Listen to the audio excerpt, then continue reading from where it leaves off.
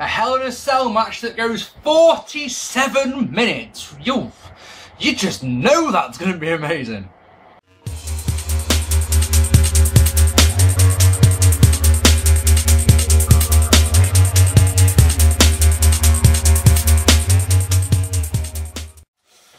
Ladies and gentlemen, and welcome to this. It's another episode of your favourite wrestling-related series. It's 10 years ago. I am Mark P, your esteemed host, and tonight we're going to be looking at Bad Blood 2004 from the Raw brand of WWE. It's June the 13th, 2004. We're live at the Nationwide Arena in Columbus, Ohio. 9,000 fans are on hand. Sold Me by a band called Seether is the theme music to this one. I've never heard of Seether or this song. It says a lot about it, doesn't it? And on Heat, Batista squashed Maven. Let's go through this one, shall we? It's a lovely, beautiful, sunny day here. I'm going to try and get this one done as quickly as we can. I'm sure long-term viewers of mine are going, ha ha, short vid. In the opening contest, Chris Benoit and Edge defeating La Resistance in an alright match. Benoit and Edge won the titles the night after Backlash, defeating Ric Flair and Batista. See, that's where I got confused, or tripped myself. Fuck's sake, Mark. La Resistance won the belts from them on May the 31st, and this is their first televised defence. Grenier sings the Canadian national anthem before the match. He's interrupted by Edge. You know he hates Canada. No, wait, that doesn't work. Never mind. Rob Conway is now Robert Conway, which is a nice little touch. Story of this one here is nice and simple, that Benoit is to wrestle Kane later on the championship match. The title will be on the line. So if Benoit is weakened down, having to wrestle 2 matches, it's all good. No wrong with that one. No, honestly, I have no wrong about it. Yeah, I feel a bad feeling about Kane versus Benoit, but I've got no problem with the match. So the heels get battered by the real stars. Edge and Benoit are clearly much bigger stars than La Resistance. Until they can ram Edge into the barrier on the outside, he's your Canadian in peril. Usual tag team affairs, quick tags, double teaming. There's nothing good, there's nothing bad, there's nothing botched, there's just nothing special. It's just solid. Is the best way we can do it. Edge manages to get a heel kick and a double neck breaker, then the hot tag to Benoit, who cleans house, puts a sharpshooter on Grenier. Conway breaks it. Edge goes for a spear. Conway moves. Edge has to really put the brakes on. Whoa, as Benoit's like. And then out comes Kane. Big boot for both men, and that draws a disqualification. About 8 minutes, something like that. Match was, like I say, it's okay. It's nothing special. It did its job, but by God, you could see that finish coming a country mile away. In the back, Coach and Eric Bischoff have a joke, and then Bischoff tries to pump up Eugene and basically tries to say to him, look, I'm giving you a choice here. If you don't want to get hurt, you don't have to wrestle. Eugene says, I want to wrestle. Like, well, there you go. Next, Chris Jericho defeating Tyson Tomko in a meh match. Who the fuck is Tyson Tomko? Here's what you're thinking. Or, alternatively, you could be thinking some guy called Tyson Tomko. Tomko made his debut in April, helping Christian to defeat Jericho. He's the problem solver for Christian and Trish Stratus. I've got no blue spark, so I just don't know what the fuck I'm saying. How's that sound? That's a joke that won't work in 5 years' time. Well, that's why I try not to do ones like that in this. He's another one in the mould of I think Luther Reigns and Matt Morgan and Nathan Jones and Mordecai. And Tomko, well, as proven when after he...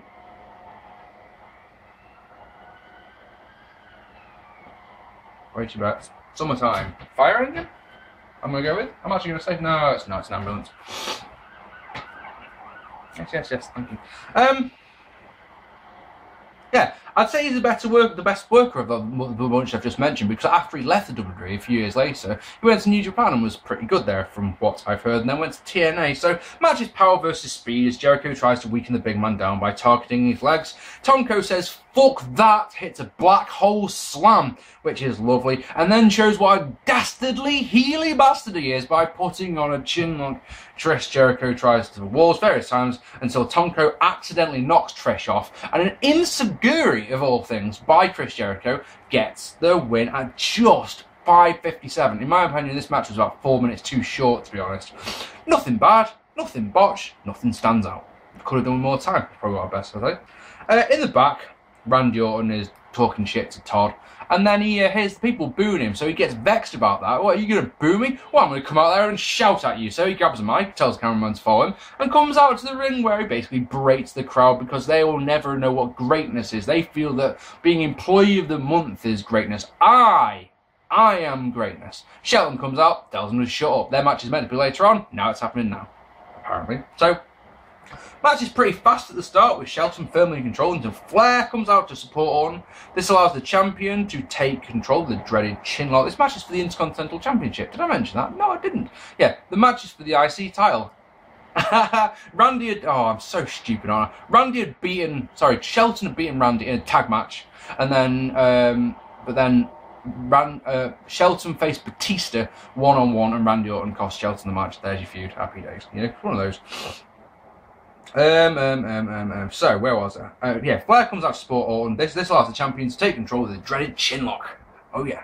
Shelton turns into an electric chair drop. Orton hits a really nice, it's a gut-wrench neck breaker. They get him in a gut-wrench position, put him up onto the shoulder, drop him down the neck breaker. I think it's called a Canadian backbreaker in some circles. Then back to the chinlock, obviously. He misses a crossbody, allowing Shelton to get 2 off a sweet Northern Lights suplex. After a slugfest, Shelton scores with a shoulder tackle, a back body drop, and a clothesline off the top for another 2. Crowd are ridiculously into the near falls of this one. Each time you're convinced it's the win. I like that. I like it a lot. He follows with a Russian leg sweep, but the RKO is countered into a spinning heel kick for 2, followed by a Stinger Splash and a T-bone suplex. But Flair puts the foot on the ropes to big bruise. Benjamin goes after Flair, putting him in the ring and hits a Stinger Splash on him. Then locks on a figure 4 and leg lock on the Nature Boy, because he can. He rolls up, oh, this is so good. He's got the figure 4 on, and he does a roll up on Randy Orton without releasing the figure 4. Damn, that's nice. Another roll up gets 2. He goes up top, hits crossbody. Orton rolls it through to get the win and to retain the championship at 15 minutes and 3 seconds. Nice long match, last one. Really enjoyed this one. Crowd were hot. Action was crisp. All good. No problems with that at all. In the back, Matt Hardy wants some loving from Lita, but then Eric Bischoff tells him to get the fuck out of the building. You've got a choice here. Either leave the building or Lita's going to be removed from the championship match. And so Matt goes, which is nice. And then we see the Hell in a Cell hanging over the ring, and you focus on it for at least a minute, telling us all about the main event. And it's just like, you just sat watching it, yeah, because bollocks to your championship. Championship means nothing compared to this. This is a feud. This is the one you should concentrate. This is the one you bought the show to see, isn't it? At the end of the day. Next, Trish Stratus defeating Lita, Gail, Kim, and Victoria in a match to win. It's all right. So Victoria is the defending champion here. Kim has awful entrance music. I just thought I'd point that out. Victoria's entrance music, though, oh my god, it's atrocious. It's the one that starts with the Iron Lady mess with whoop, that one, and then it just, oh, the lyrics are atrocious. Victoria gets a standing moonsault, which is nice. Lita's punches are rubbish. I say that every month because I hope so. She does a victory roll that's broken by Trish's problem solver Tyson Tomko, who is then ejected from the ring. Lita gets 2 off a Twist of Fate. Lita hits a sweet tilt-a-whirl sidewalk slam as the crowd just dies. I mean, completely dies. Head scissors by Lita, followed by perfect flying octopus stretch by Gail Kim. Can't go wrong. Dragon Sleeper then by Kim. Really nice DT by Lita, but Trish rolls her up for the win and the title at 4 minutes and 44 seconds. This match had some nice moves in it, genuinely nice stuff. That DDT that Lita did was fucking gorgeous. But what I haven't mentioned here is this match was sloppy as shit. Like I say, Lita's punches are just so bad. I actually wrote down on my notes, everything Lita does looks shit, because it did. And then she did the Twist of Fate, and she did the head scissors, and she did the DDT, so I had to delete that line, because it's one of those, oh, I wrote everything you do looks shit, but then you go and do 3 moves that look really nice. I know, it's typical. The flip side is, it only goes 4 minutes, so, you've got time to go and get yourself a beer. How's that sound? Next, we've only got 3 matches left. Eugene defeating Jonathan Coachman in an entertaining comedy match. It is. After a barrage of complaints when this character first debuted, Eugene is now firmly established with the masses. The people like this lad. There was a segment on Raw where he was berated by Jonathan Coachman for having no friends, and who came out to to make the save, as it were, from Coachman, but Eugene's bestest friend in the whole world. And who would that be? That, of course, would be, be The Rock. It's like, if there's a rub that you can get, there it is. There's a point where Rock and Eugene shake hands, and the look in Rock's eyes, look, I don't do this for fucking everyone, don't fuck this up. You know, it really, the look he gives him, go back and watch it, trust me it is. Yeah, that's the fucking rubbing off, isn't it? A week later, Coach lulled Eugene into a false sense of security, basically apologising and saying, look, I am, all these people are your friends, and friends, talks about friends and friends and friends and friends. And there's one other person who I think wants to be your friend. At that point, Kane came out, but it was just a distraction as Coach laid into Eugene roughly from behind. Regal isn't allowed at ringside tonight, just need to point that out. So, funny stuff is Eugene rolls into a ball. Every time Coach tries to do anything, Eugene rolls away. It is genuinely funny. Eugene rides on Coach's back, which gets a big laugh. They crisscross as Eugene bails to look at a girl's stuffed animal on the outside. Coach keeps running backwards and forwards. That's very funny. Eugene uses his inner junkyard dog using a headbutt and pretends you're in a death, and this is enough to make Coach for, just fuck it. And he gets some reinforcements, Who does he bring out? He brings out a bikini-clad woman with a tray full of cookies, and this distraction is enough to put Eugene off. So, cookies, and goes and gets a cookie. Coach, from this distraction, gets one punch, and that means that Eugene starts hulking up. And you're just going, I was going to say roiding up there, that's weird. He starts hulking up, and you're just going, okay, so what was the point in that? I don't know. Anyway, hits a pair of atomic drops, a sweet drop kick, and an airplane spin. Out comes Garrison Cade, but heel miscommunication leads to a fucking rock bottom, and... No, I've got a joke there. I'm not going to say it, because it could get me in trouble. So, and the people's elbow gets the win. And I haven't got the time now, I'm afraid. Match was far more entertaining than I would expect it to be. Or if I'd done this vid like 4 years ago, before I started going to live wrestling and started to be able to appreciate comedy wrestling more, I probably would have given this a dud, but it was genuinely an entertaining match. And then stunners for both Garrison Cade and the Coach after the bell. Why not? There we go. Next, you're setting your semi-main event. Chris Benoit defeating Kane in a decent match to retain the World Heavyweight Champion. Can you believe Benoit's still champion? We're in June and he's still champ. Fucking A. Kane won a Battle Royale to get the #1 contender shot. He's envious that Benoit is champ and he wants the belt. And what Kane wants, he gets the next night on Raw. I think we're going to find out that he's the father of Lita's baby, isn't he? Benoit tries to wrestle Kane. Kane uses his power. That is the fundamental story of this one. A great example of that is right early, after about 5 minutes, for example. Benoit gets an enziguri, tries the sharpshooter, but Kane powers out of it, like, immediately. There's no, but in a struggle, straight as soon as he goes for the sharpshooter, he's thrown off.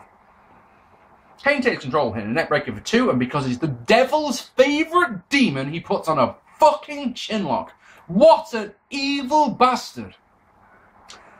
Sidewalk Slam gets 2, and then we go to a neck vice. What a swine.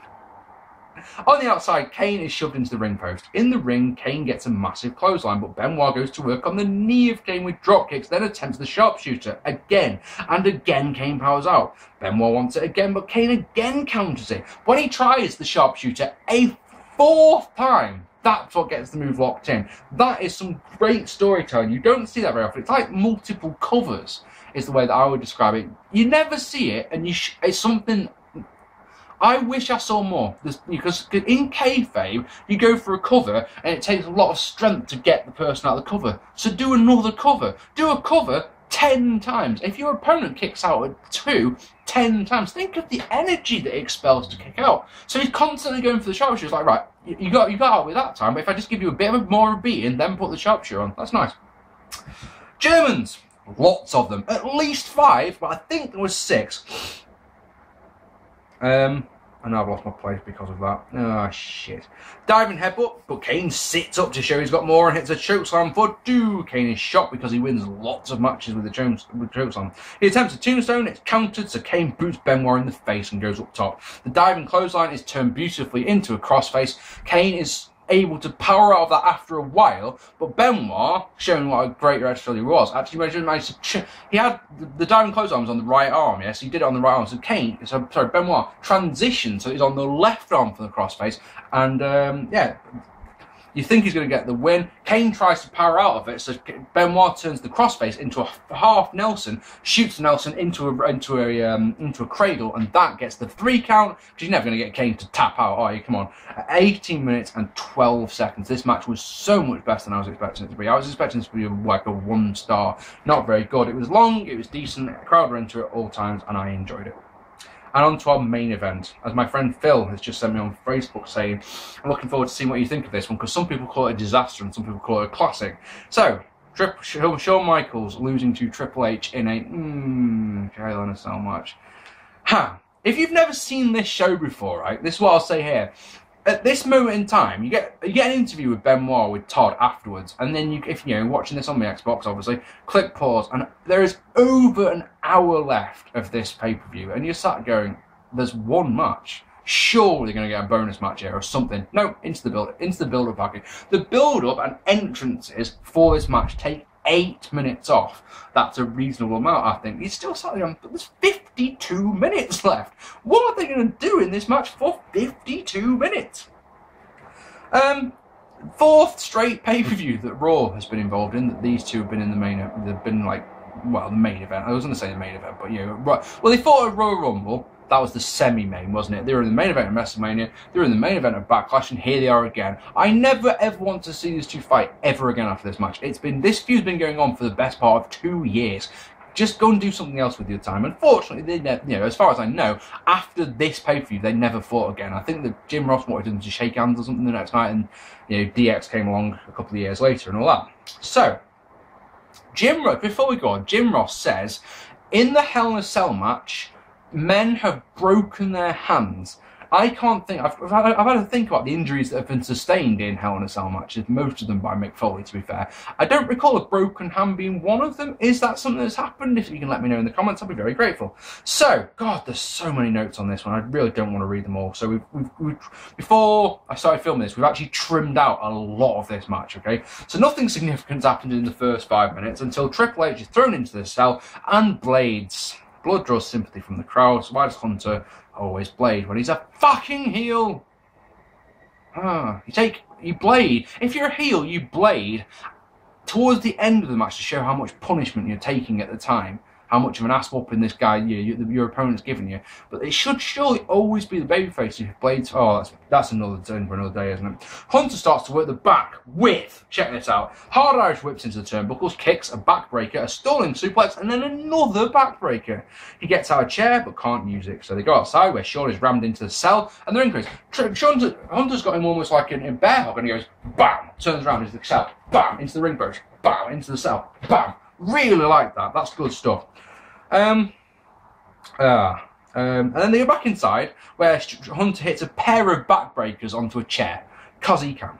A chair shot gets this to the back, gets a big pop, and it's hard knowing that this is like 15 minutes into the match. And it's hard knowing, because of course I've seen it before, there's still half an hour left of this. And you sat there after 15 minutes going, where can they go next after this, It feels like, so far this match has felt, 15 minutes in, like I say, like it's in utter slow motion. It's like they've got 20 minutes worth of material, and they know they've been told, look guys, we can't actually think. It's almost like Vince has said to them backstage, look, we don't actually...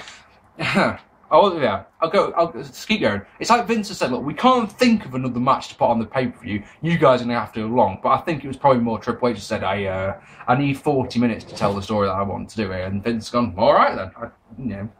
It just feels like it hasn't got out of second gear. It's probably the best way I can put it so far. Michaels gets a hip toss to the outside, which looks nasty. Back inside, Hunter wants the pedigree, but it's countered with a low blow. He follows with an atomic drop, but they go outside where Shawn wants a pile driver on the steps. It's countered so into a back body drop. Shawn takes another big bump on his back. Hunter gets another chair, uses it, then puts the steps into the ring as Shawn unloads with chops and a flying forearm. Excuse me, he kips up, yeah? But the back hurts too much, so he crumples back down again. Lovely little touch. He tunes up the band, but Sheik's music is countered. A step shot draws blood. It would have been quite an impressive blade job, I think, if Eddie hadn't done his manly blade job last time out. Another step drop by Hunter, and they brawl outside again. Hunter tries to open the cut, rubbing the head against the mesh, that's all good. Jim Ross, in fact, says while he's doing this, the Hunter could give a damn. So it's like, yeah, he probably could. Say it loud, say it proud. Triple H with a quad-ripping spinebuster of doom! And then follows that up with the dreaded main event sleeper. Pedigree is counted into a DT by Shawn Michaels, and we have a double KO. And you know what that means? That means a 10 count, and that means that we get some more lying around, or the first of a lot of lying around. Because that's the thing about this match. I'd say of the 47 minutes that it goes, I'd say at least 7 of those minutes are both men lying on the mat doing nothing. I mean, yeah, yes, they're obviously selling, but it's just, they're selling for too long, and you feel the crowd go, oh, come on. Massive chair shot by Shawn, busts Hunter open again. He's already been busted open once, he gets busted open again. And this time it's far more manly, there's lots of claret. King says a great point about why chair shots are dangerous. This is probably the best thing that the King has ever said on a wrestling show. Because he says that, right, with a chair shot, not only does it split you open and you bleed, but it also makes your brain bleed. So you're bleeding from the inside as well. And that's the one that's the dangerous one. The cut on the outside, that's superficial. It's the inside one you have to be worried about. King, bravo! That's brilliant. Shawn gets a ladder out for some reason, because he can, I suppose, uses it to the head and then whips Hunter onto it. More mesh rubbing as the match seems to just utterly grind to a halt. Pedigree is counted into catapult into the ladder. A scoop slam by Michaels followed by an elbow, but Hunter moves. Slug-faced and just sat there going, please make this end. As he, like I say, just appears to have run out of ideas. Hunter gets a table out, yeah? What would normally be a really big spot, yeah, gets a murmur from the crowd. He ends up on top of it. Shawn Michaels climbs up his big-ass ladder that he brought in, hits an elbow drop, and this, in a 47-minute thing, a long match, is the only thing in this whole match that the crowd really popped for. Elbow drop off the top, gets a holy shit chant, you know? Oh, dear me. Oh, dear me. It's the only thing. Sweet Chin Music is counted into a pedigree. Only gets 2 when Hunter covers 15 seconds after hitting the move. Oh, Sweet Chin Music connects so they can lie around some more. Crawl into a cover, and it obviously gets 2 because it takes forever for Shawn to cover. After some lying around, a second pedigree leads some more lying around. Just end the damn match. There's no drama, there's no tension. You just sat there going, this has been too long. A third pedigree doesn't get any reaction at all yet, and get this is magnificent. I counted it. It took 27 seconds from Shawn's face hitting the canvas to Hunter draping the arm and getting the cover. 27 seconds, and he still stayed down. You couldn't recover in 30 seconds. Ridiculous. I enjoyed the storytelling element of this. When Hunter was working over Shawn's back, that I really liked, as you can probably imagine someone like me would. The rest of it, I just wasn't interested at all. I really wouldn't. Easily 20 minutes too long. And the thing is, it's another one of those times where it's a stipulation match which doesn't live up to the stipulation. This match could have been a no disqualification match, it could have been a street fight, could have been anything like that, and it would have been the exact same thing, wouldn't it? They didn't need the cell. They used the cell maybe 2-3 times, that's it. So you start going, so what's the fucking point? You know, it really is one of those. And of course, this match was not a patch on their match that they had at SummerSlam 2002, where incidentally they did a lot of the same thing, working the back, for example. There are on this show, there are 2 3-star matches, alright? There's nothing bad on this show. There's no duds. There's nothing under a star, believe it or not. So you could rate it like quite highly if you wanted to. But the thing is, there's also nothing special. There's nothing memorable. There's nothing that you should go out of your way to see. It's probably the best thing I can do. The only way that I would recommend watching this, right, is if you want to say that you've seen all the Hell in a Cell matches in their proper context instead of just watching them on a DVD or something like that. And that's that. A very average show is what I'll say. 5, 6 if you're feeling really nice. Alright, ladies and gentlemen, next month in July you have got 2 episodes coming for the first time since WCW went out of business, as the WWE presented both the Great American Bash and Vengeance in July of 2004. I hope you'll join me again to review and go through those. What did you think of Bad Blood 2004 and its ridiculously long Hell in a Cell match? I'd love to see what you think down below. I've been Mark P. Thank you so much for watching. It means the world, and I'll see you all very soon. Take it easy, guys.